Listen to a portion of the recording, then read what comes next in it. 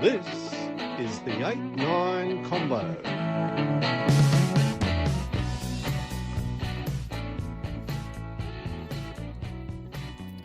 This is the 8-9 Combo. I'm Brett McKay. This is Harry Jones, and this is the Weekend Post-Mortem following a massive second weekend of the Autumn Nations series, the November tests, of which the Saturday games have just wrapped up with a couple of rippers in Edinburgh and Udine and in Paris. Mate, what a treat of rugby we've just enjoyed. How's it, Brett? Oh, happy day. When things that were once are once again true and they keep happening. Unfortunately for you, it's also a deja vu in that Dave Rennie lost his job apparently when all the wash-up came out for losing to Italy. And now you kind of wonder, when are we going to stop using Italy as disgraceful to lose? There might be just a pretty good team nowadays. They're actually pretty good. They're very, very good defensive team. Very, very good breakdown team too. We'll get into that shortly. But before we do rip into the Weekend Post-Mortem, mate, please do once again tell the lovely people how they can subscribe to the 8-9 Combo. I want to appeal to your higher nature. There were a few people that came back this week and said, because I said stop wanking, they finally did it. And we've been doing that for a while. So maybe the 1,000 people who are not able to confess that that's why they did it. It's interesting that people are admitting this now. Yeah, we've topped the wankers. The wankers market is now exhausted. It has been depleted, and we're not going to stroke that market anymore. Let's move now to another one, which is a higher purpose. Don't you want to join something that's bigger than you and aspires to something that's greatness? These words will be listened to by archaeologists in the future to try and understand what our culture was doing. This right here. I mean, among other things, but that's it. Yeah. So that's it. I couldn't have said it better myself. The red subscribe button down there in the bottom corner is the go. If you are watching us on YouTube, if you're listening on the pod platforms, then hit follow, hit like, hit subscribe. But wherever you are, make sure your notifications are turned on so that you don't miss us anytime that we drop. I reckon let's work backwards, mate. Let's go backwards from what we've just seen in Paris. South Africa 32 have beaten France 17. Because I bring this up because I suspect that we're both going to slot our 5-word headlines around that. What do you have? What are you wanting to throw up? Was there ever going to be any doubt? France aroused, but not hard enough. Oh, wait. France aroused, semicolon, not hard enough. I like that. I do like that. That's very good. Yeah, it's true. And look, I just had Box Storm home in Paris, which is what they did. Yeah. But I reckon you're right. I've just said to you, and I said on the socials as well, that I reckon about 15 minutes into the second half, I started wondering, and it's still, 14-13 at that point. Even it was before the Box scored that more try to renowned back rower Andre Esterhazen. I just started wondering whether the Box could actually win this, because at that point they were still sort of, I think still readjusting to the red card, and we'll get to that, I'm sure. But at the same time, I was quite sure that France hadn't done enough to win. And I wasn't sure where they were going to find more points, so they were going to have to rely on their defense at that point if they were going to win it. And so you were kind of that's what opened right up. On that sort of the fence there, not knowing. I was, yeah. So my prediction, which was in print many days ago in calligraphy, was 35-20 Box, and it was because I saw the lineups. I didn't like aging Fuku with Barassi against the old firm of the Allende Creel. I didn't really enjoy some of the low cap scrum props. I thought that would be a problem for them, and indeed it was. Even if Angus Gardner did what most referees are doing right now, is just save the weaker scrum somewhat. It's still, in the end, it's still enough to sort of really tip the balance. But I think as I watched this game, I just felt like maybe the French went back and watch that quarterfinal, that famous quarterfinal, and didn't learn enough. Yeah. I felt like they somewhat replicated, you've got to make the Box play more if you're going to catch them a la Ellis Park. You cannot say, I'll play all the rugby, because you're falling right into our hands. Like that soak-up system and being around 14, 13, 18, 17, it just felt like there's going to be a come home here that's going to be a barnstormer. And it's been that way for years now. The Boks outscore opposition, except for Ellis Park, in that final 20. The cap count being 1,100, even with Pollard out, 1,100 caps to about 500. It tells you that when it's, this kind of match, you got to keep your head. Ramos was amazing, but a lot of other players I thought were a bit jittery. I think the wings, both of them, were very butterfingered. And sometimes the curse of scoring early can be very bad for you. You score early, you score quick, it's easy. And then, whoa, now we're in for a long slog. But Penno was very good, I thought. But I thought Bielberry was really well contained. And all match long, he was speculating with his little tosses. He was running into touch. I just felt like he had a bad game, and it was a deserved yellow card in the end. Oh yeah, for sure. That was the quintessence. If you don't like that rule, like most of us don't, but at least when it's applied to that, you go, okay, I see it, because it was absolutely a futile. There's no way he was going to get there. There was no and Jesse was walking in. Yeah. Exactly right. So that was the 64th minute. Was his yellow card. Esterhuizen scores his maul try in the 65th minute, and they score 2 more converted tries in the last 10 to make it 32-17, as we saw. So with plenty of kicks missed that were kickable, that score really could have been more like 38 or 37 or something. So what have we got? Two missed penalties and a conversion. So you can add another. Not a good night for the French. The French had what they had. They had sort of that lost cause grievance about their quarterfinal, and so. This one is really problematic for them, because now they have to sort of say, what if it wasn't a few dodgy calls here and there? What if we really are a little bit off the power base? I felt like when South Africa played super power, get up front, smash a few people over, then get it wide quickly, it was a recipe that could have worked all game. It's just, and here we get to the red card. When you're short a lock, and then you have to sort of improvise. Yep. You already have a hybrid on the bench. It was kind of an interesting test of the Andre Esterhuizen flank center. And so that's very much that 15-20 minute period that I speak of, where they are still adjusting. They are still trying to work out who's actually where. What does that mean for carrying? What's it mean for defensive alignment? What's it mean for ruck cleanouts and that sort of thing? And that's where I was starting to think that, if the result goes either way from this point, I can't really be surprised. But the maul try ends up being the spark that reignites it, if you like, and the Boks didn't make any mistakes from there. Yeah, and that's a lot of work. You put kilojoules onto legs, and you run some mauls, you have some really devastating scrums. We've always talked about the psychological damage of being folded in the scrum, but actually it's really tiring too. It's debilitating. So I think that slow poison was at work. I think when it went 17-13 for the French, when they scored the first and only points of the second half, so they went from 14 to 17, that's it. From that point on, it felt like there was a bit aimlessness from the French. There were some scuffed kicks. They kind of just push it up there, and then you're just giving the ball to Sasha, Feinberg, and Ngomazulu. You're giving the ball to playmakers like Lubbock.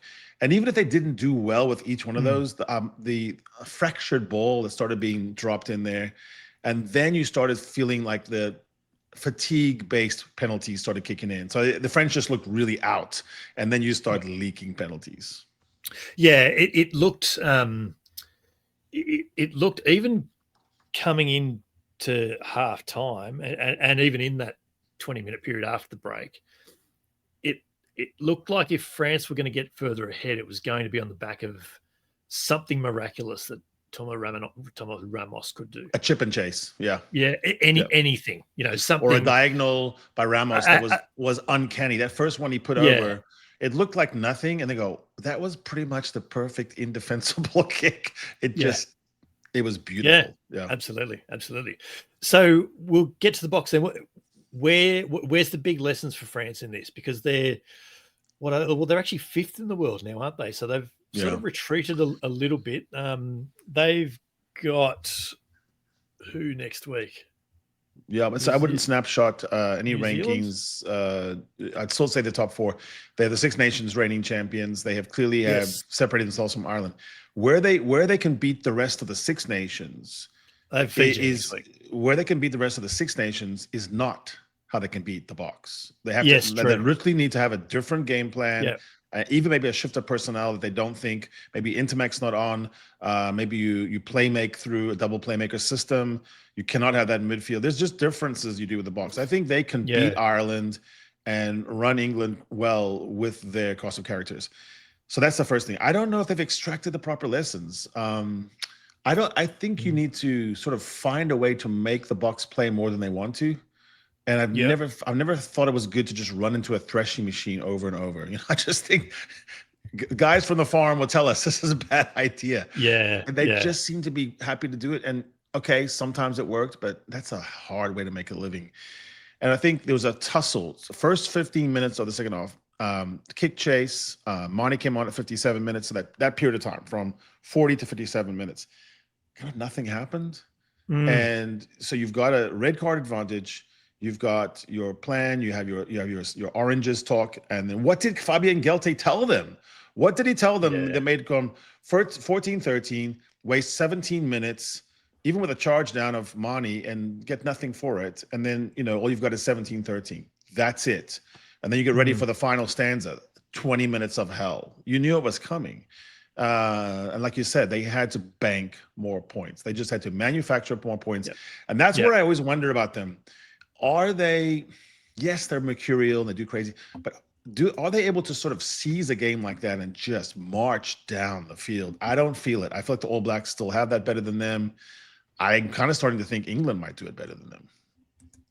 Yeah, potentially. And you've just got me thinking whilst you're saying that about the territory and stats breakdown. The territory, possession was actually fairly even. France had 56% of territory, which surprises me. As you were talking there, my gut feel was that France couldn't really mount an attack because they weren't in the right part of the field, but they certainly had their share. So they did in that first 15 minutes, that tussle that I'm calling. That's what made that stat sort of seem weird, is because if you went back and looked at that first 15 minutes, it was mostly all played in Bokov, and it was even in the 22, and they just got repelled. And all they had to show for it was a bag of 3 points. And I just think, like you said, that was never going to be enough. There is no way the Boks wouldn't score less than 30. They were going to score 30. Can you score 30? And I think the better way is not to burn yourself out in the first half. I think you have to plot your game and have your players coming on in bomb squaditude where you can finish strong. That's why the All Blacks beat the Boks at Eden Park. They finished strong.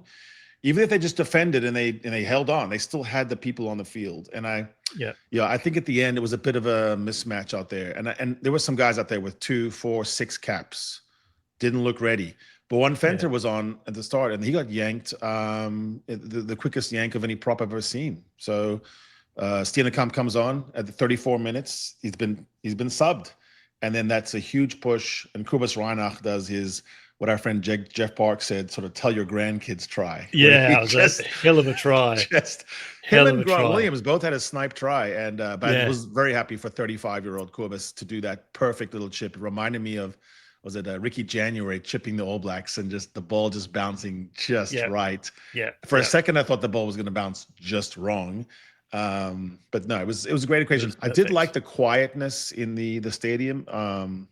That's the best tribute. The French fans, who are the loudest in the world, greatest fans, they're incredible, but they were just hushed, and there was you knew there was not going to be a big controversy. You got the marginal red card in your favor. You got everything you wanted, and you got pummeled. Yeah, can't argue with that. Just on Grant Williams, mentioned our colleague Paul Williams, wonderful Welsh writer, made a point on social media, said Grant Williams must be impossible to defend. He throws a dummy and then literally disappears. He's so quick. We've talked about him on his quick. There's a lot of Jared Wright knows him really well and worked with him as a coach for a while. He has legitimate, track speed. Like, he could be a contestant. I mean, you have to work a lot to get to the 10 point whatever. But it was like that. He's walk on the track and run a 10.9 right now. And and Kobus Reinach was the same 10 years ago.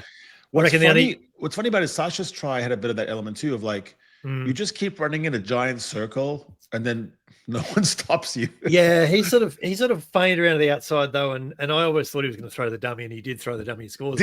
Grant Williams You knew he was going to throw the dummy. How did the defender not believe that? Grant Williams sort of went there and then dummied, and then he's scoring that way. And like the only saving grace for the defender would be, well, at least it's not a missed tackle because I did not get a hand on him. Yeah, that gap that opened, it was not really a gap. I thought anyone normal is going, no, I'm not taking that gap. Yeah, good step, mate. Well played. What most impressed you then about the box? I thought the fact that they took some time to adjust and work out who needed to be where, as we mentioned before, after the red card. Once those pieces fell into place, they just went, all right, we're sorted, we're fine. Let's just get on with it now. And then they win the game quite comfortably in the end. I was most impressed by, it felt like we knew our roles and everyone fit in, and there was calm, there was composure. So if you just wanted a big, plugging run, Jasper Visa or Damon Delende was your man. If you want a bit of time at the back, a little bit of a chase, Sasha was putting up some nice ones. I think in the end, it's weird to say this, but France at home with a red card in their favor seemed more flustered than the box. And I think it just came down to that. Yeah. I think there's probably they truth were pressing so hard. They had so many weird, strange offloads that didn't make any sense. They were not putting the guys. And there was a series where that 15 minutes of attack where they just kept going backwards.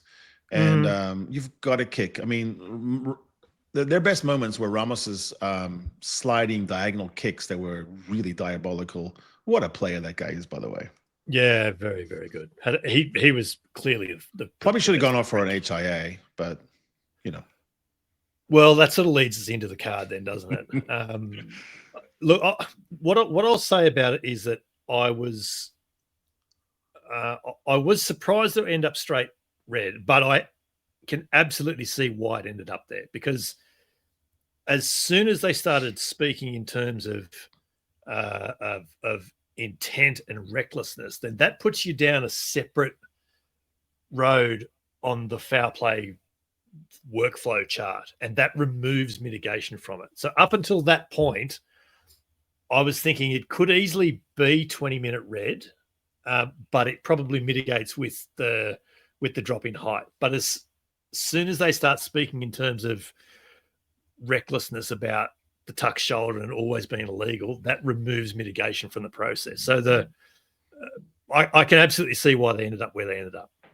Yeah, I mean, anyone who's watching rugby for the last 5-6 years, the minute the replay was played incessantly by the French producers and you looked at it, you were like, we're in a thing, we don't know how it's all going to come out. And I could literally say it's all the way from penalty to straight red card, because we've seen everything applied to this.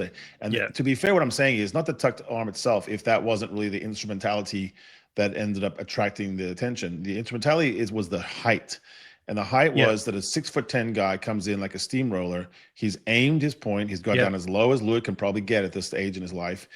And then Ramos does a weird thing, which he hops up and then he lands on his knees. So now we're at very low height. And I just don't think once you launch, you can do that. Now, from that, I just sort of extrapolated.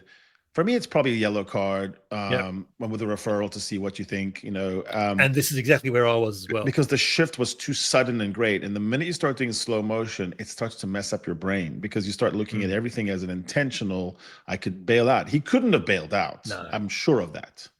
And so what do you coach off that? You say, go low. Okay, I did go low. And then on the tucked shoulder, it wasn't really part of the incident, but it's like that ticket you get from the cop when you're speeding, and then you get the extra one because your papers weren't in order or something. Yeah. And then I think, fair enough. And so I wasn't too bent out of shape. I wasn't too worried even. Yeah. Yeah. I can't argue that. Ultimately, tackle technique is letting down. That's essentially what it amounts to. And yes, height and all that sort of stuff plays into it, but ultimately his tackle technique is. And look, there's some. I loved. I love Rhian Lowe's take on Twitter straight away. It was just, okay, South Africa, just delete Twitter now. It was always going to be rough. Which was say. And look, there was there's some really bad takes on there going, well, what about Byrne last week? Those two incidents are not remotely the same. They're just not the same. I find one similarity, which is that the arm action of Byrne and Lewitt, whilst easy to focus on because neither one of them were good, they're not the proper way to do it. I didn't think was really as instrumental in the contact as they seemed at first. And so I could see why, in a wise, if you had all the time in the world, you'd say, let's just strip that out and just talk more about contact with, the wrong area. Yeah. That being said, I kind of like it that we beat them in their backyard in front of their kids with the red card. So now shut up, take the loss, like eat it, like take it, like do some escargot in you, because I'm just so tired of the relitigation of things 2 years ago as being, well, it wasn't really a loss. This was definitely a loss. Okay, we can all agree on that. Definitely a loss. Now you can talk about what you should do, and I think what they should do differently. You couldn't raise the issue is they've got to think of Southern Hemisphere teams, in particular South Africa, I think, as a different animal, game plan it differently, and stop sort of saying, well, if we do our stuff right, we'll win. I don't think that's true. I think if they keep doing their stuff right, they'll keep losing. 20 years now, not winning in Paris. They've got to do something that's probably a lot more kick-orientated, and I think they also need to stop with this sort of like redlining your forwards for 20 minutes at the beginning of the match, and then hoping that Julien Marchand has got some sort of energy, crazy good thing in it. Yeah. Let's move into areas that I'm really not going to enjoy talking about, mate. Italy 26 beat Australia 19 in Udine. This is just, full credit to Italy. They were excellent in the second half. Their defence, particularly in the last half an hour, their breakdown work was incredible, and it's a thoroughly, thoroughly deserved win. But the Wallabies were just, it was really disappointing to watch, mate, because I went from being, I thought they had the game well in hand at halftime. They were playing with width, they were getting some pay, still making some silly mistakes, but, it felt like they were well on top, and that Italy weren't asking a lot of questions of them. This was a game for them to win, not by, not if they would win, but by how much. And then in the second half, they just forgot everything that they were doing in the first half. They narrowed their attack focus. They just did not bother doing an attack and clean out. The kicking game was not great, and it was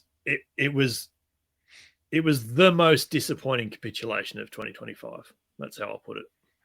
Yeah, and it's a trend. By the way, I wasn't smiling at your pain. Mrs. Jones and waved at me, and so I smiled at her at the moment of your greatest pain.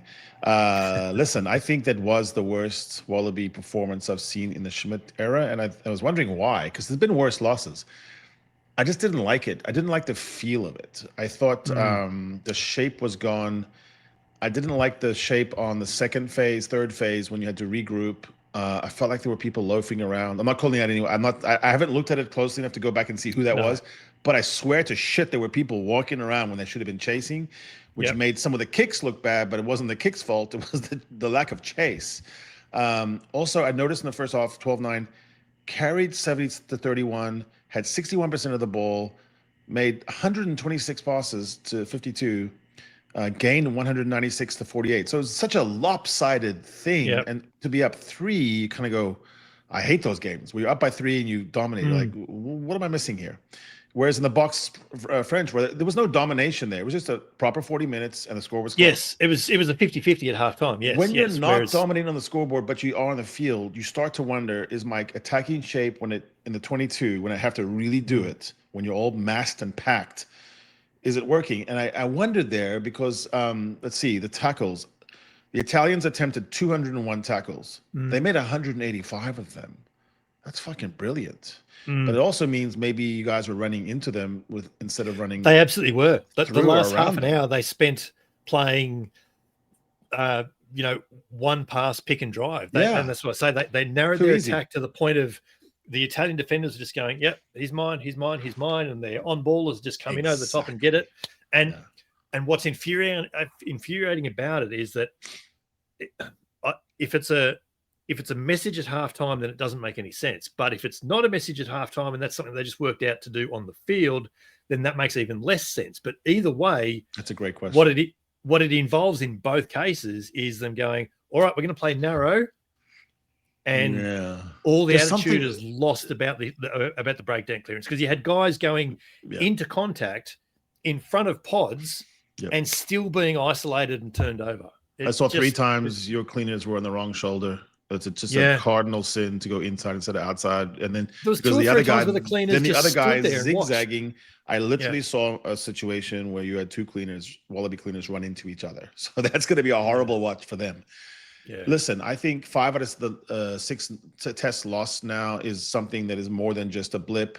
There is something that's just not firing. And for the life of me, I used to think it was the defense. Now I think it's sort of a mixture of both, and they're both rubbing off on each other. And the search for the great replacement for Bernie Larkham continues, because Carter Gordon did not look good.